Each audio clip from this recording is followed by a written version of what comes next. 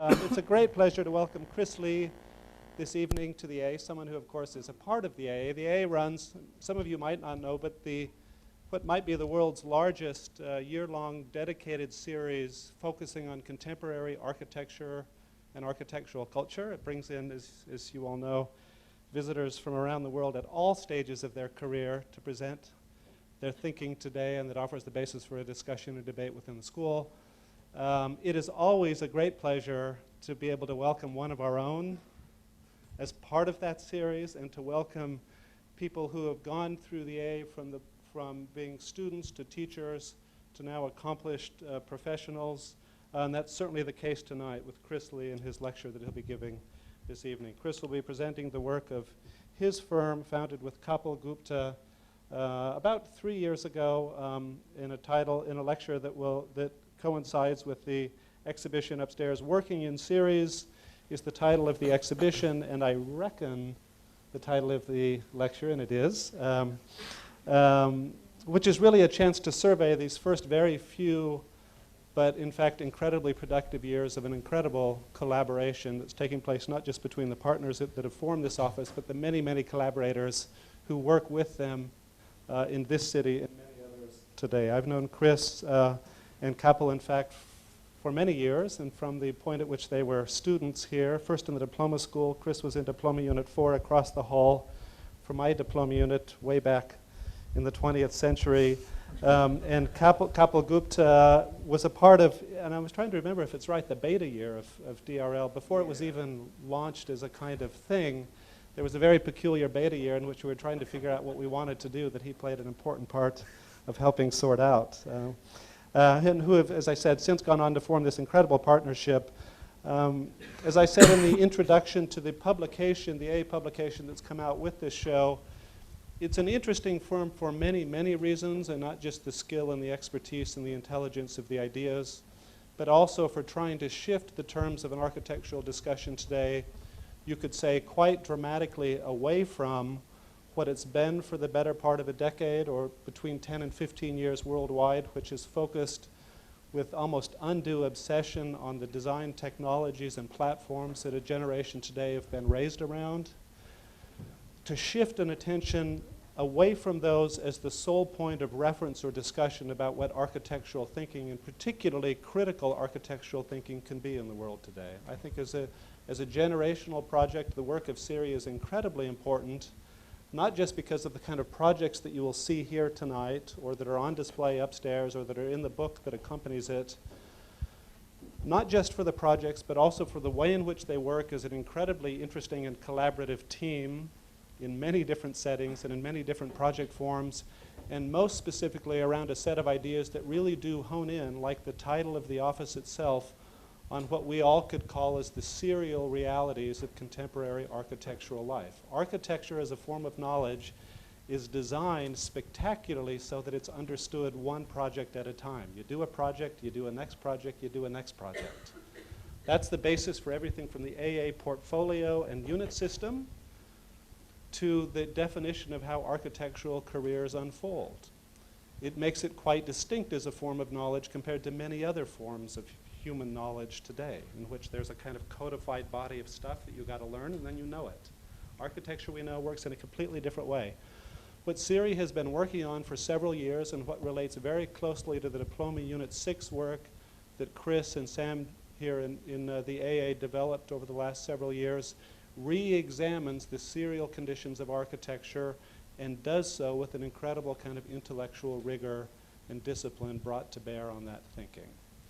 Their particular interests have lied in the area of building type and typology, which in the 1960s and 70s was probably the pinnacle of contemporary architectural discussion and debate for an entire generation.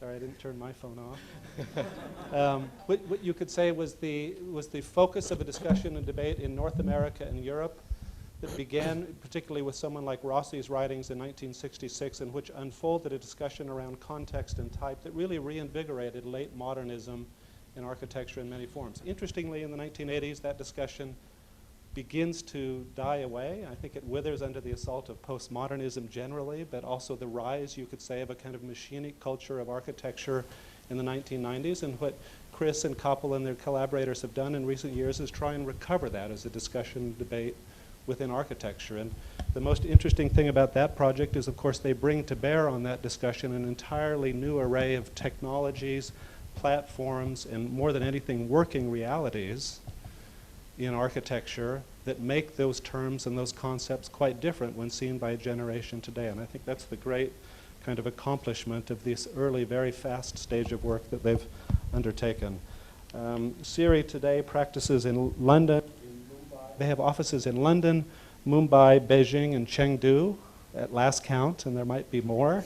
So they have roughly more offices than the number of years they've existed together as collaborators. And what that points to is the other incredibly interesting condition of their, and I think your all lives today in architecture, which is that it's increasingly and quite intensively distributed, collaborative, and networked in ways that a previous generation could hardly ever have imagined. And that's part of what I think is being brought to bear on this interest in certain conceptual or critical terms like typology and debate that you'll see as in the presentation that follows. And the final point to make, of course, is that their formation in that form is what makes them, I think, an incredibly worthy winner of this year's BD Young Architect of the Year Prize, which is probably this country's longest running version of a Young Architects Prize. It, I think, offers a rare example of that jury getting that right. And please join me in welcoming Chris Lee to talk about the work that comes out of that.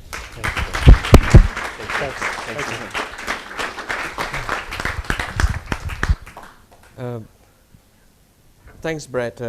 It's for such a short, concise, but meaningful introduction.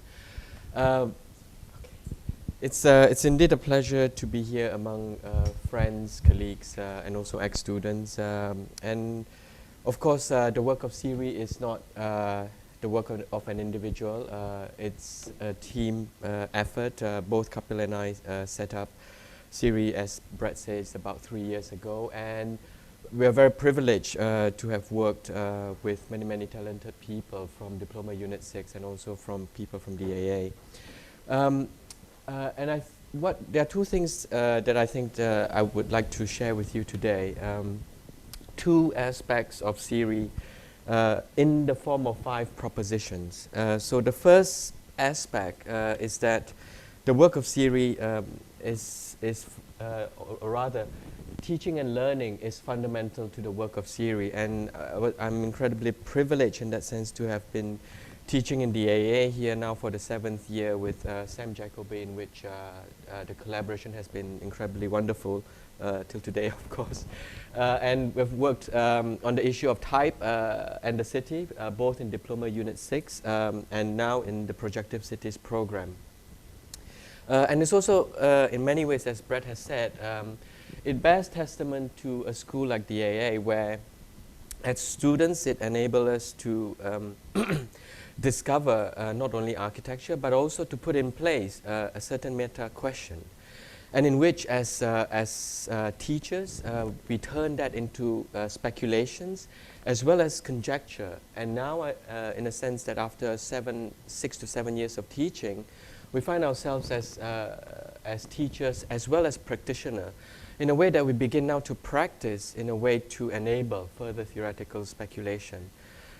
So the second aspect of Serie that I want to share with you is that unlike most firms that have created a large portfolio and a clear style prior to global proliferation, Serie started off in very, very small and local setting.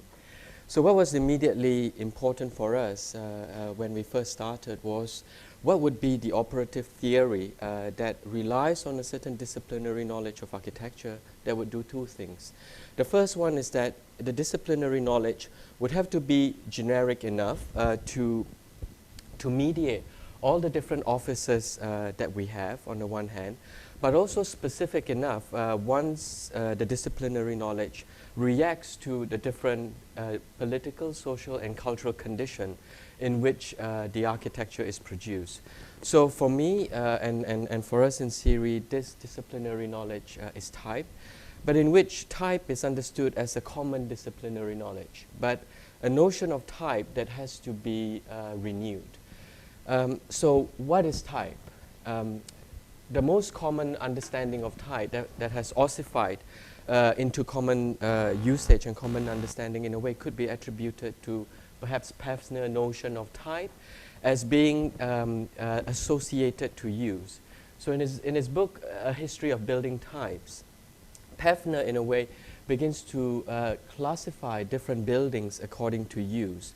And in a sense that it recognizes that different types or different building types is different enough in terms of its image or its received image, but also this received image is tied to the building function.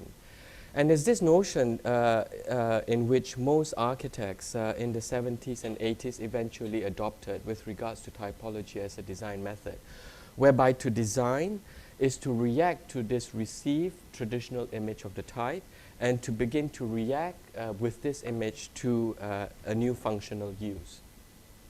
Now, but of course, if we begin to take a look at these two examples, for instance, OMA's, two projects by OMA, one is a house and one is a music hall.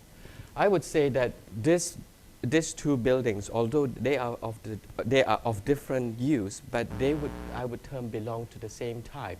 If we are to understand type as both idea and model, both projects shares the same idea, that is to externalize what is commonly internalized, and thereby creating a tension between voyeurism and exhibitionism. And also it shares the same model. Now what I mean by model here is that it shares the same structural, formal, and organizational structure. So this notion of type as both idea and model could be, in a way, sets up the second proposition. Is in a way our attempt to begin to reconcile the notion of type as both idea and model. And this in a way can be traced all the way back to the very beginning where type was formally introduced into architectural theory by Quatermain de Quincy. And I would quote Quatermain's masterful definition of type.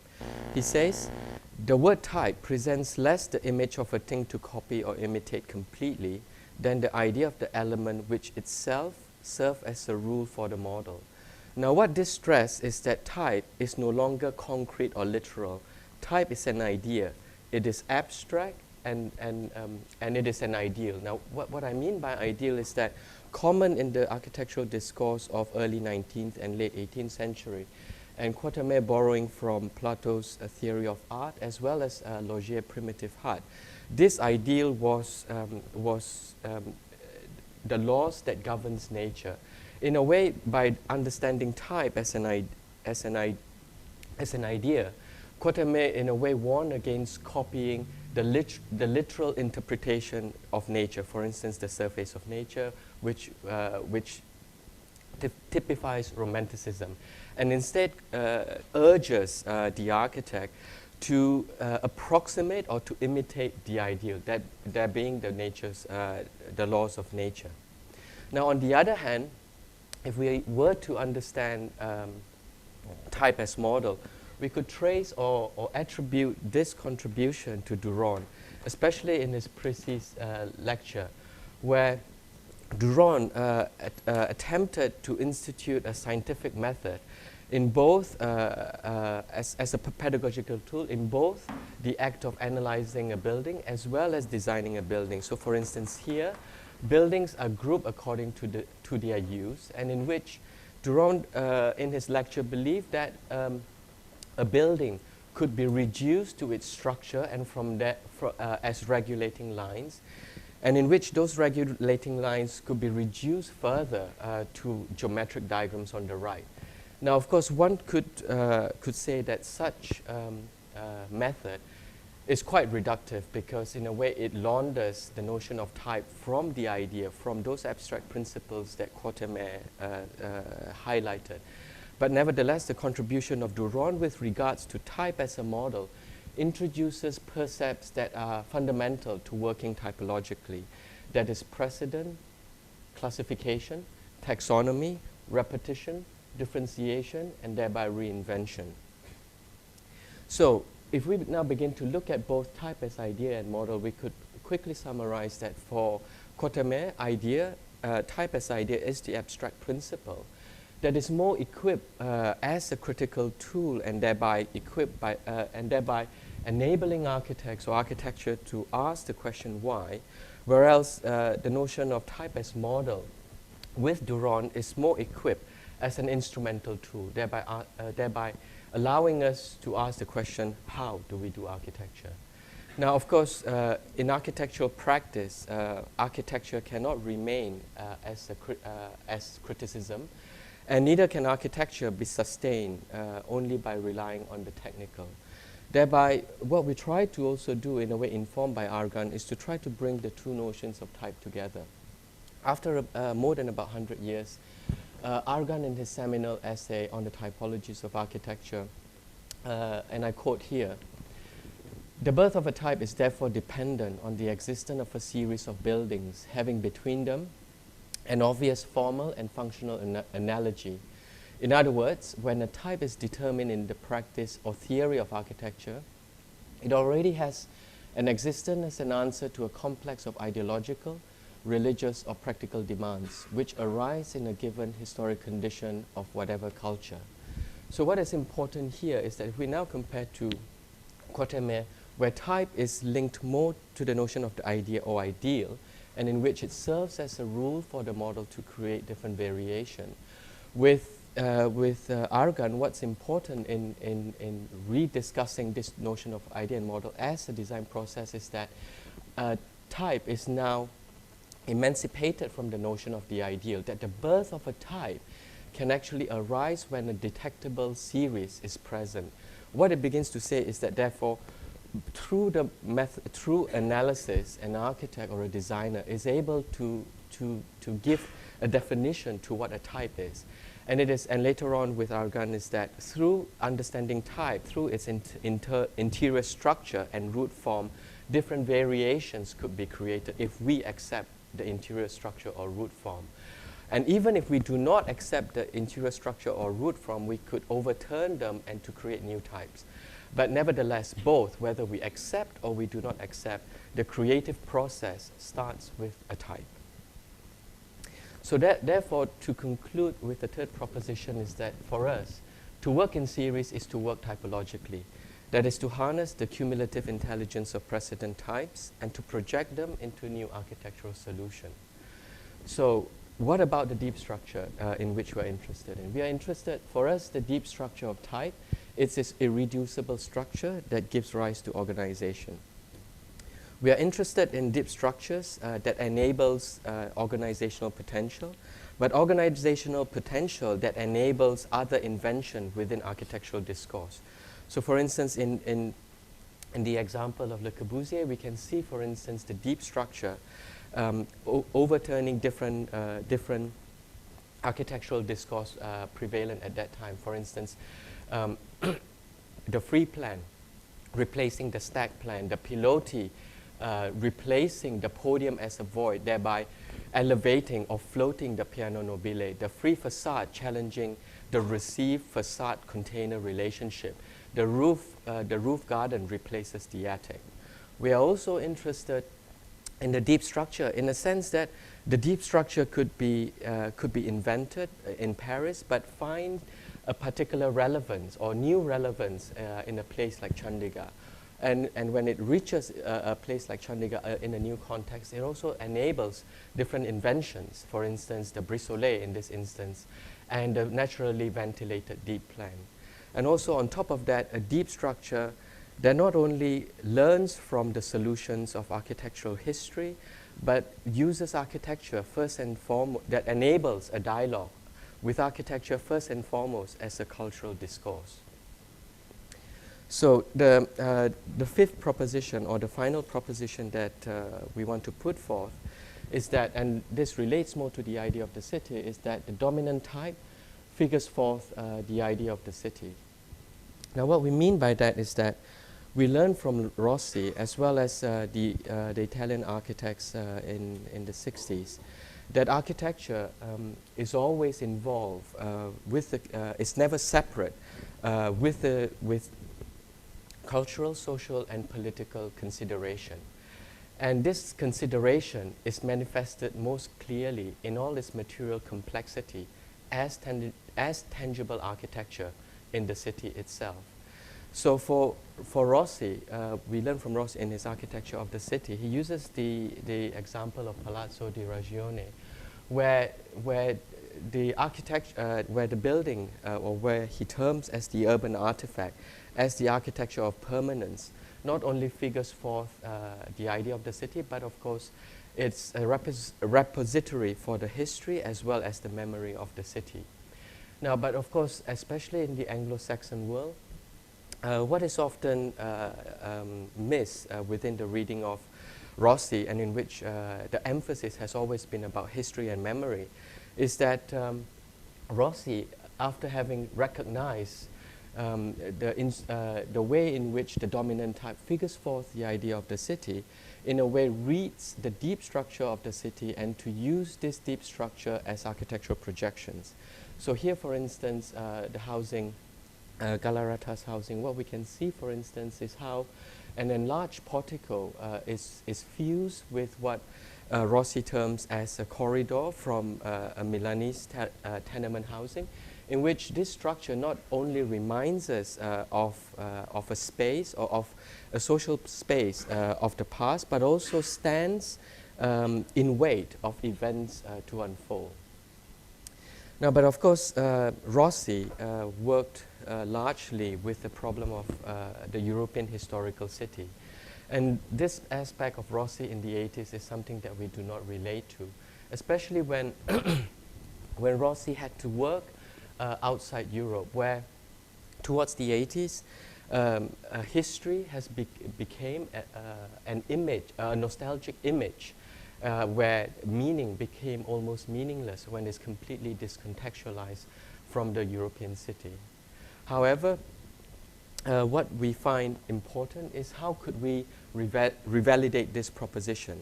So our position is that the dominant type, in a way, still enables us to understand all the complexity in which architecture operates in. For instance, the dominant type today could still be understood through the ease in which it proliferates as a norm, or the way in which its architecture becomes an exception. So for instance, if we look at these two examples, both shows a cluster of high-rise in London. One is in Canary Wharf and one is in the City of London. The high-rise in Canary Wharf is designed purely as a straight extrusion of a rectangular plan. And it's obviously done for the ease of construction as well as for floor plate efficiency. Whereas the architecture that we find in the City of London is anything but the norm, and in which architecture is seen as an exception. And when architecture here used as an exception, in a way to not only galvanize support, galvanize consensus, but also to drum up support from planners, investors, as well as decision makers in extremely contentious and complex site, which is the site of the City of London. So what we can begin to see here is that the dominant type enables us to understand or engage within the complexity and the condition in which architecture is still produced today. Now, if Rossi in the 1960s was more used the notion of type as a mediating tool to confront the problems of history and continuity, in the light of the failure of the city of architectural modernism, the problem that we are facing today is completely different. It's a condition in which I borrowed the term from David Harvey that typifies the condition of most global city. That is a condition which he terms as acute space-time compression. Now this almost Canaletto Capriccio-like image is actually not done for an architectural office or by a star architect. In fact, it's commissioned by Financial Times, where each building or each iconic tower is used as a link to as a link to bring you to the financial news of each city or each region. So in some ways, what it begins to show is that architecture for the past perhaps 10 to 15 years has been used as a means of differentiation and to differentiate even one global city to the next. And in which, sadly, I think most architecture or most common way in which architecture responded to this regime of difference is to create more difference for the sake of being different, but sadly ending up all the same. Whereas, as in very modest way, reacting to this, the way in which we utilize the notion of type as well as the deep structure is to accommodate difference, and rather than to create novel forms for the sake of difference. And itself, it recognizes that the condition of the contemporary city is one that is incredibly heterogeneous. And architecture, therefore, needs to accommodate the different conflicting demands and the differences in which we face today. So what I'm going to show you today as part of the work of the office, and how in which this informs the practice, is that so far we have developed 3 groups of deep structure. The first one we call facade and grid, the second one plan circles, and the next one is ceiling and vaults. The first deep structure, plan and circle, utilizes not so much the circle, but actually what happens, or what is the interstitial between the circles, almost as the most fundamental aspect of architecture. Thereby, how do we begin to move from room to room, from pod to pod, from patio to patio, or even from plot to plot, or from a confined boundary to another confined boundary. So I will show you 3 projects that talks about the plan and circle. The first one is Blue Frog Acoustic Lounge in Mumbai. It's a project that we've completed. The brief that was given to us was to almost as most brief, design to try to bring together as many diverse functions as possible in one tight space. So for instance, here is a disused warehouse in Lower Parel, in which we were asked to create a performance theater, a restaurant, a lounge, as well as a dance floor. So for us, the most immediate problem was to begin to think, how could we begin to re-describe a performance space that uses the classic horseshoe plan by using restaurant seating, or the circular figure of the restaurant seating. So what we begin to do was to begin to array those different circular tables as pods, and to begin to orchestrate vertical displacement to get the best views towards the stage. And in which, when we begin to see that in a plan, the restaurant table now begins to approximate the classic horseshoe plan and create what you would normally call balcony seating, stall seating, and the stage as such. We also try to use a lot of local carpenters, in which some of the circular figure also becomes the structure, and when it is completed, the top layer orchestrate the different pods, in which those different pods are not only restaurant seating, but also DJ booth, bar counters, and so on and so forth. So the second project that utilizes, again, the same deep structure is a master plan that we won, as well as the villa design. It's a Bohacki residential development in Bratislava. The site is quite a beautiful site. It's just about 10-15 minutes from the city of Bratislava, next to the Carpathian mountain. It was about a year and a half when we entered this competition, and we were asked to design a master plan for luxury villas. So to talk about luxury today, I think it's quite an obscene word. So we thought that how could we begin to rethink luxury from all the received notions of luxury. So we thought that perhaps what's most important with dwelling is that perhaps luxury could be reintroduced as seclusion, and in which privacy and seclusion and being close to nature is what we could begin to think for the master plan. So therefore, we begin to first think of the site as a full forest in which different plots could be carved out from this forest, and in which a giant hedge, an undulating giant hedge that works together with the topography and various views down towards the topography, begins to cohere together all the different villas, not only by ourselves, but by different architects. And in which, further on from the master plan, we begin to create what we would call design guidelines, or in which different architects could participate. So for instance, if the plot was considered as an outdoor room, so how could, for instance, the villa could be seen as a semi-outdoor room? So what we began to work with was to use the courtyard type, in which the courtyard type is not a rectangular courtyard, but a circular courtyard.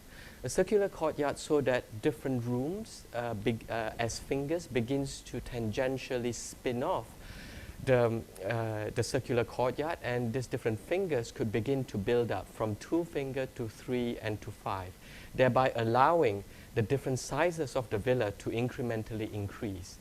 And also the different rooms that begins to spin off the courtyard also begins to adapt to different topographic conditions. For instance, this would be a flat type, and that would be a type that works on a more steeper slope, and thereby generating an array of different housing types, and thereby setting up a typological grammar for the whole master plan, not only for ourselves, but for other architects to participate in.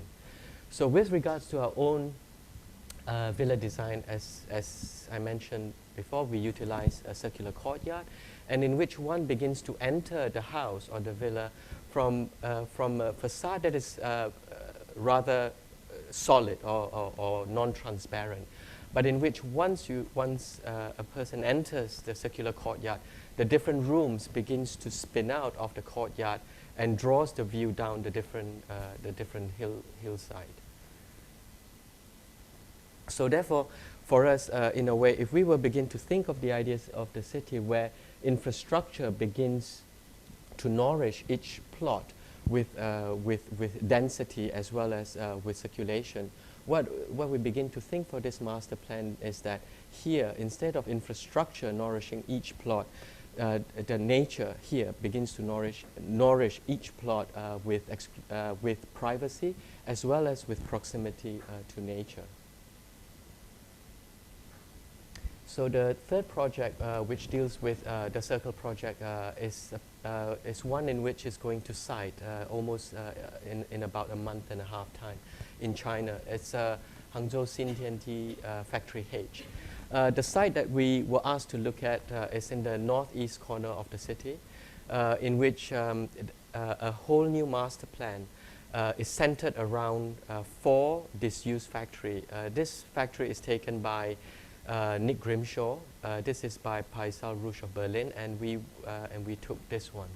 So what's quite interesting about the factory is a few elements. One, of course, is that it has incredibly beautiful concrete roof trusses and crane structure that is built somewhere in the 1960s. And of course, within the main factory hall, there is a huge volume measuring about 11 meters from ground to truss. Immediately, what struck us was quite paradoxical about the project was that although we were presented with such a beautiful factory, what we were asked to do was to fill up the factory with a retail and commercial program that totals to 4 times its footprint. In a way, the only solution, if we were to follow this solution of filling up the factory, would have destroyed the beauty of the factory in which we were given. So instead of filling up the factory, so what we thought was that is to begin to spread out or to compress all the different programs to a flat plinth that surrounds the old factory. In a sense that the plinth, almost as a mat building, not only absorbs all the required program, but it begins to act as a podium and a plinth that frames the factory as well as becomes a podium in which the factory sits on, thereby highlighting it as well as to make it more visible. And in a way, in all modesty, it is a strategy that is an architectural strategy that is more than 2,000 years old. So by taking out all the different programs from the factory, what we were able to do was to now begin to free up the interior of the factory now as a public space and a flexible space for different use, for instance, for exhibition, trade shows, and so on. And being a mat building with a deep plan, we also introduced different patios, and in which the figure-ground relationship of the patio reverses. On the outside, the circular figure is seen as circular patios that brings in green and light and water to the deep plan. And in the inside, the figure-ground relationship flips, and in which it becomes pavilions within the factory itself. So the patio, the circular figure also becomes patio that begins to create entrances. It begins to frame the chimneys that are to be preserved, and it begins to punctuate different entrances to the factory. So I'll just here quickly show you some of the interiors.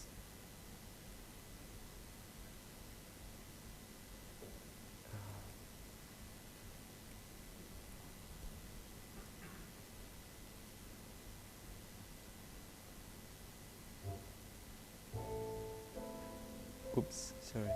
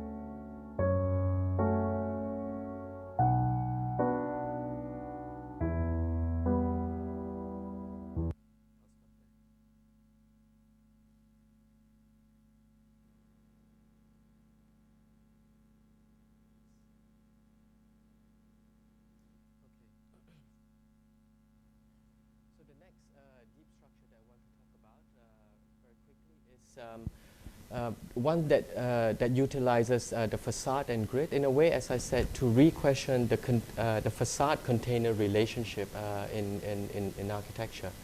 I will just skip this because I think we are running short of time. And go straight to Rusino. This is also another competition that we won, in which the construction is about to start in about 4.5 months' time. The brief that was given to us, it's for middle-income housing with incredibly tight budget and is placed in a very difficult site. It is a site actually surrounded on two sides by large highways, and in which the site slopes down to facing a lake.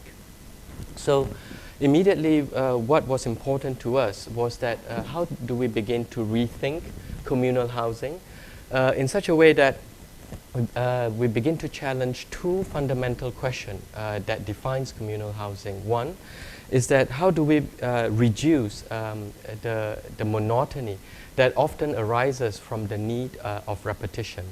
And second, how do we begin to strike a balance between variety and order, and strike a balance also between self-expression and communal decorum that is so fundamental to communal housing.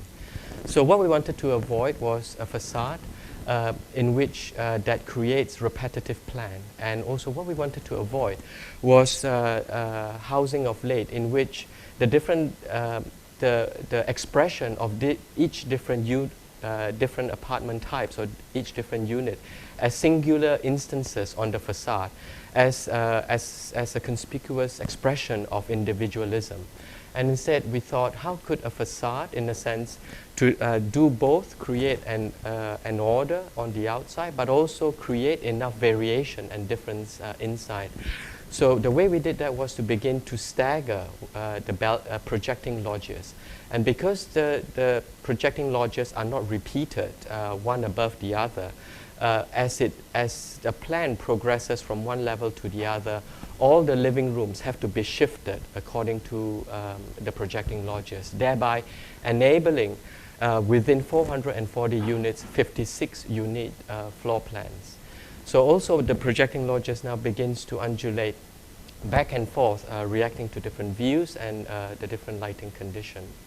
Also with regards to the massing, instead of looking at a massing of a slab block, we begin to rotate and arrange the tower in such a way that it begins to move away from the default massing that we find in Bratislava, and instead begin to cluster the three towers as a family of cluster with different heights that begins to cascade down a inclined podium towards the lake.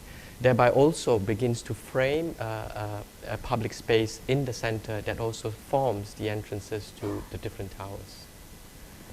So the last deep structure that I would like to discuss with you is the deep structure that has to deal with what we call the ceiling-vault relationship, whereby the ceiling, as one of the most under-designed architectural plane, is used in these few experiments to begin to create different volumes that begins to seed different programmatic conditions.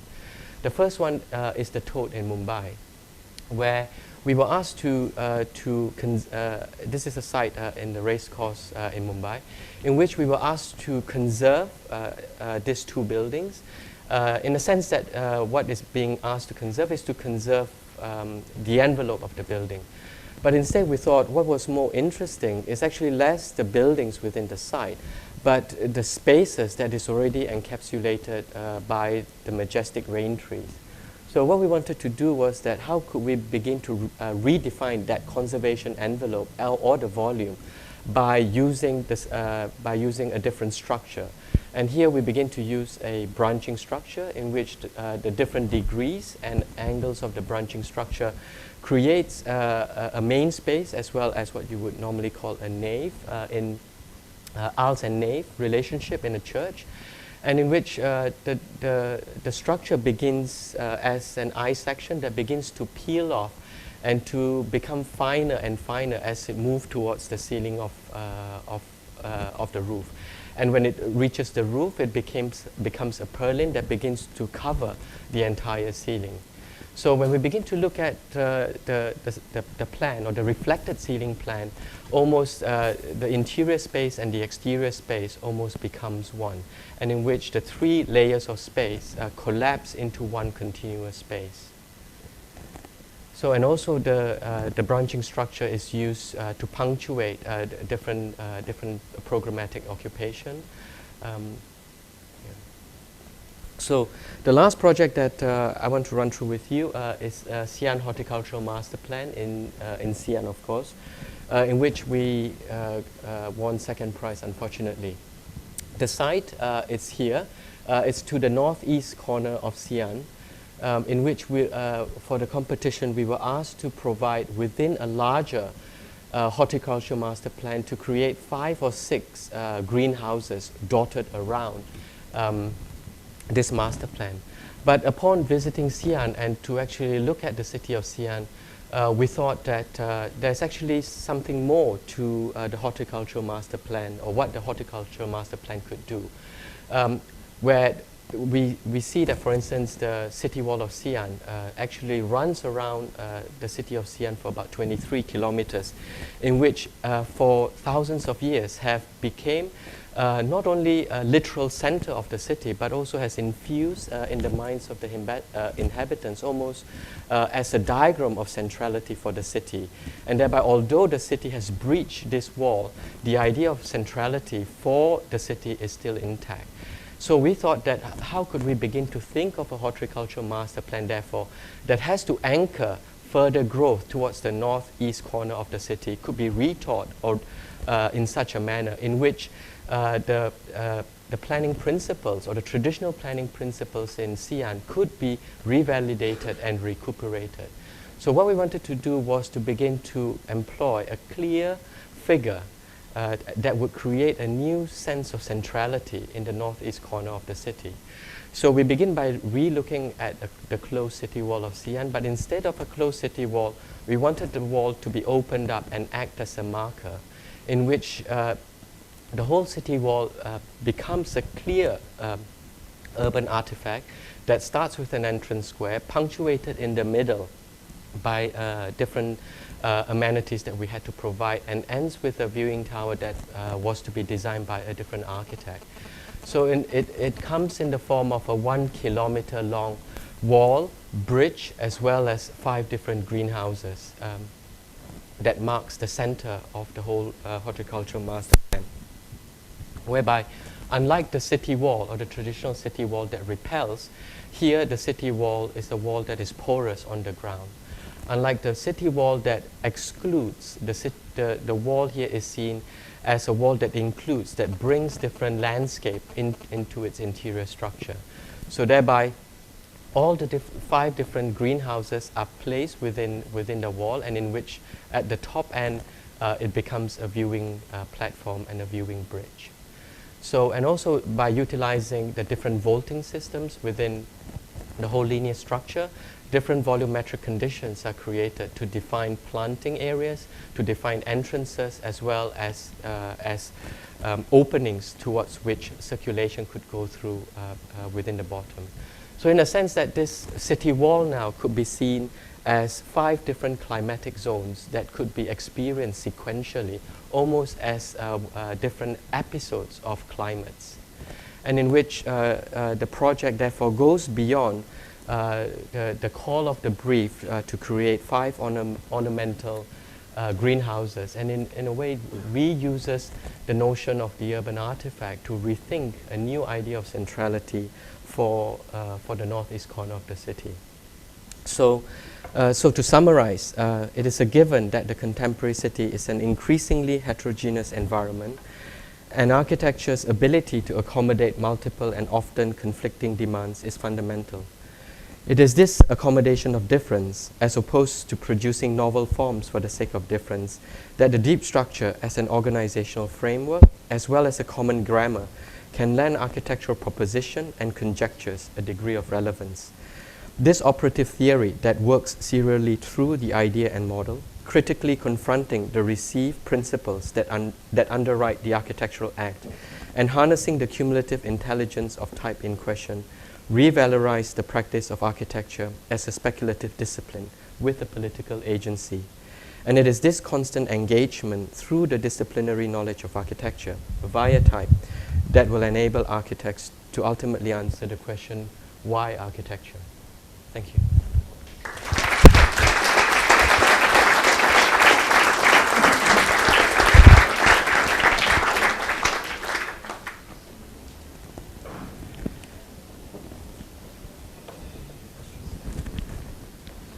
You need a mic, right? Brett asked me to find out if there's any questions. I don't know.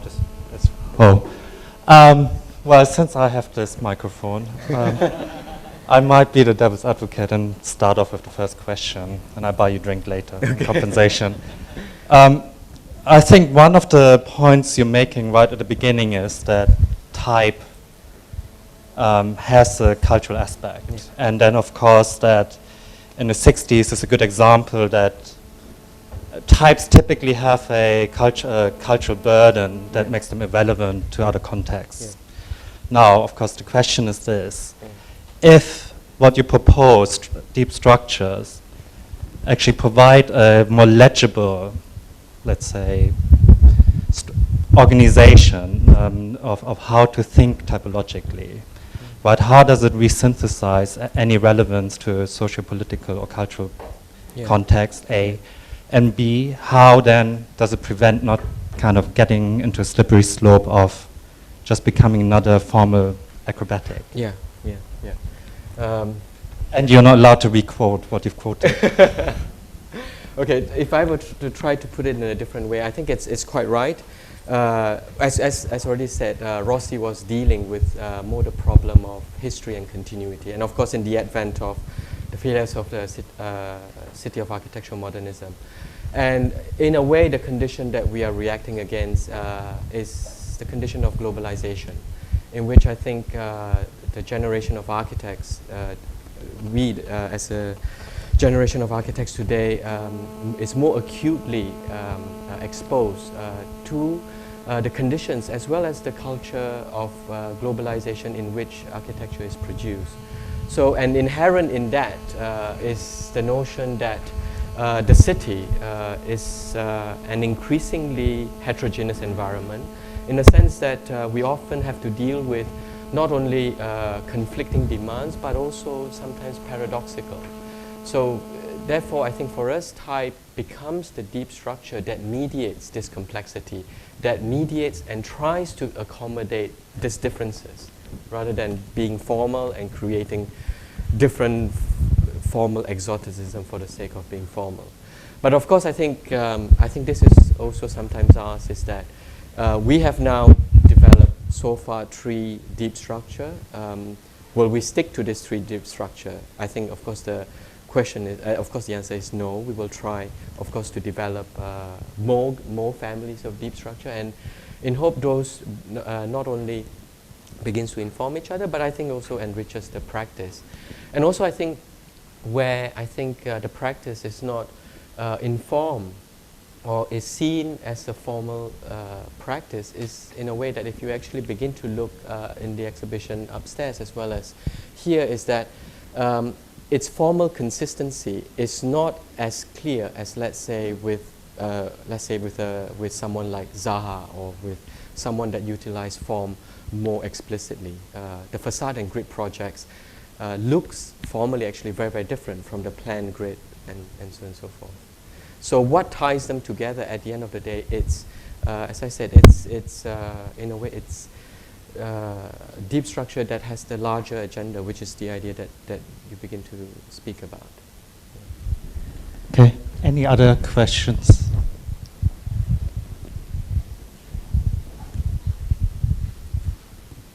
Well, that's the opportunity, now or never.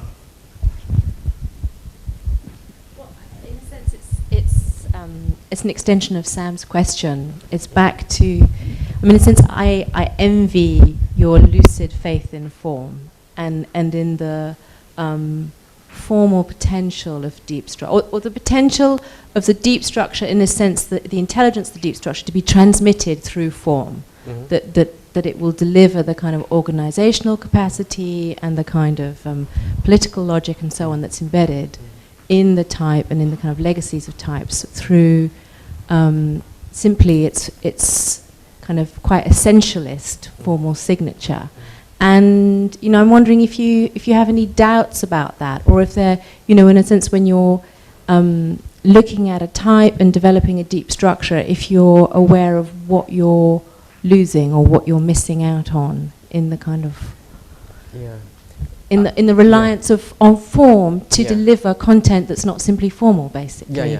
Yeah. Well, I mean, if in a way, if I have to quote Rossi, all forms can be in a way reduced to types, right? And therefore we see that in those different deep structure, in a way I wouldn't call it formal, because as I said, we could use facade and grid, and at the same time we could also use plan and circle. For instance, in certain practices, you can only use swooshes and whooshes and nothing else. So those I would term as being formal. Now, but of course, if you say that does the deep structure alone begins to embody a cultural and political idea in its entirety, then no.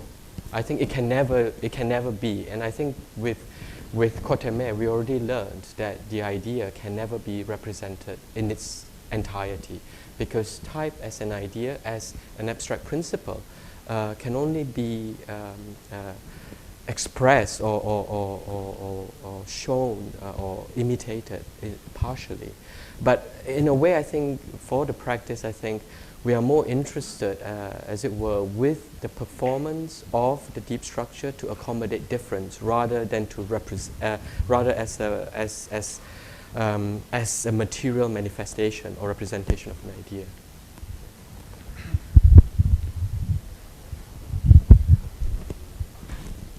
Anyone else? No?